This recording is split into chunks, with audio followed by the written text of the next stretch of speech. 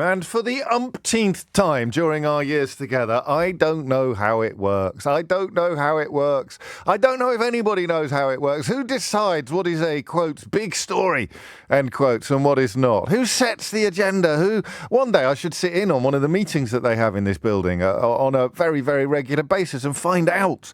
Do we wait to see what someone else has done? Do we go in first and make the decision ourselves? If we've conducted the interview with someone who says something vaguely newsworthy, we'll stick it at the top of the bulletin. That's natural. That's sensible.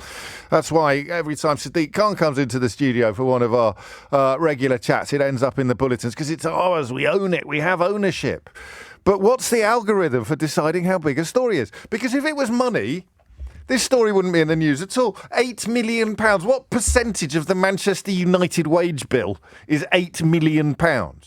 Do you remember when they were lying to you about how much money we would save by leaving the European Union and suggesting we could spend all of that non-existent cash on the NHS instead? That was £350 million a week.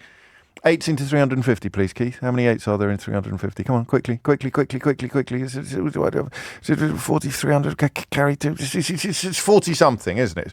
It's 40-odd. 40-odd lots of 8 million quid to go into 300. But that was a week. This is 8 million quid a year.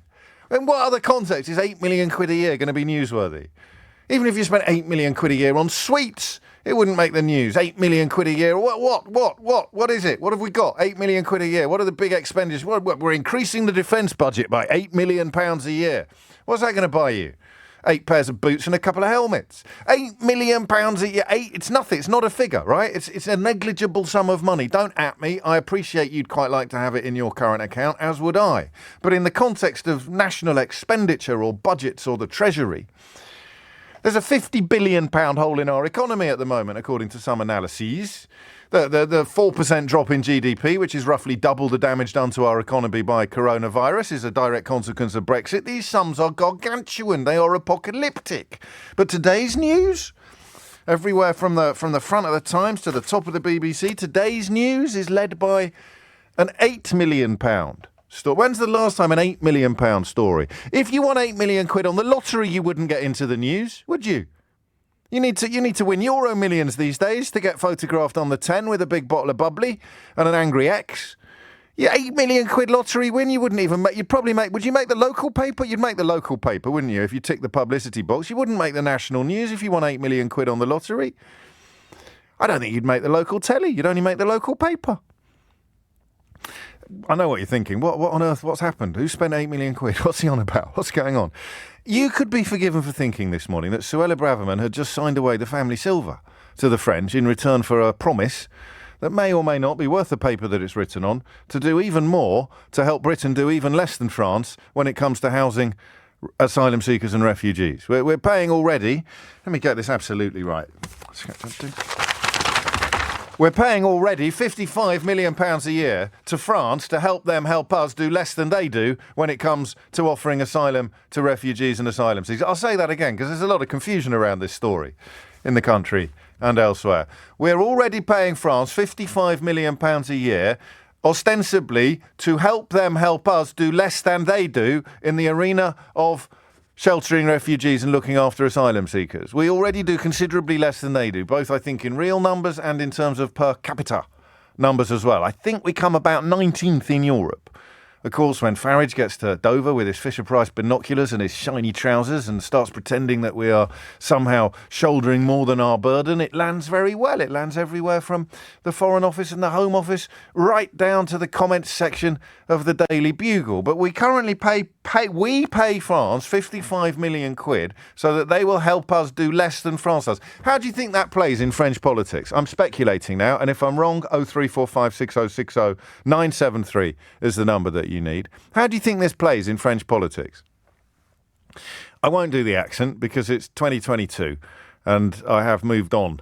Sadly, actually, because I'm not unfond of slightly allo style comedy, but I won't do the accent. I might allow myself one at some point in the next 7 minutes, all right? But just one. There will be no more than one in the context of this conversation. But what do you think happens in French politics on a day like today? What's happening? Okay, we've got the English Home Secretary coming. Oh, well, the one that got fired for absolutely appalling behaviour and then got a job back 6 days later. Oui, bien sûr, that's the one. We've got her coming over. Why is she coming here? She wants to sign a treaty. We've already signed a treaty. Yeah, she wants to sign another treaty. Well, we can't sign another treaty. All right. She wants to sign the same treaty that we've already signed, but she wants to give us some more money. Well, they give us £55 million a year. How much more do they want to give us? £8 million a year. Boss. So let me get this straight. The Home Secretary of the United Kingdom is going to France to sign a treaty she's already signed in some hope of formalising the idea that she's increasing the amount of money she gives us to help her do less than we do to house refugees from £55 million a year to £63 million a year.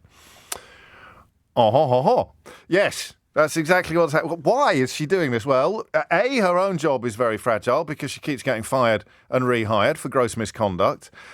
B, what's she actually in trouble for at the moment? I can't remember. Is she a bully, or is that the other one? Dominic Raab got into trouble for bullying, didn't he? That was reported. There's a surprise. He's always seemed like such a nice stand-up guy. What was she? She got fired for the sending letters that she wasn't supposed to, for sending like documents to the wife of an MP. Absolutely appalling breach of security. And then she should have got fired again, but didn't, because Rishi Sunak had only just hired her, and he couldn't look weak by firing her.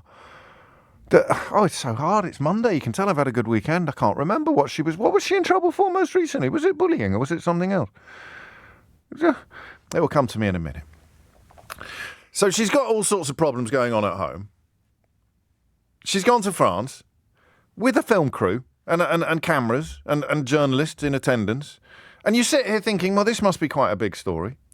And it's not. It's £8 million a year more, on top of 55 million quid, which, as I have confidently stated already, that ain't going to make the local paper, or it certainly isn't going to make the national news if you were to win it on the lottery. Here are some of the things that will happen. The number of officers patrolling the French coast to try to help the UK do even less than it does already, which is considerably less than France, will rise from 200 to 300. Under the updated agreement, UK police officers will be embedded with their French counterparts in control rooms and on beaches. That's good.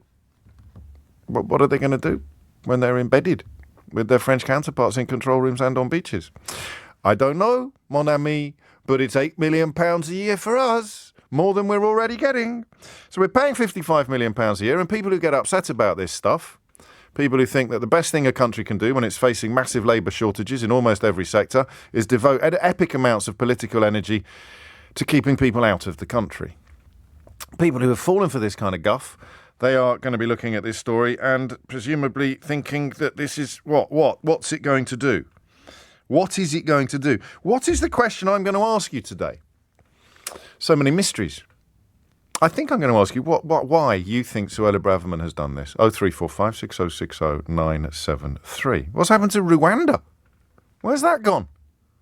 That was supposed to be frightening everybody. The numbers, if you track it back from 2016, when we left the European Union, the numbers have gone through the roof. So if this stuff upsets you, the only people you're supposed to be getting cross with now are the people who told you that by voting to become the only country in history to impose economic sanctions on itself, we'd somehow be able to do even less than we do already to help the most desperate people in the world to flee from tragedy and horror. At which point your racist Uncle Bob says, yeah, they're all Albanian though, aren't they?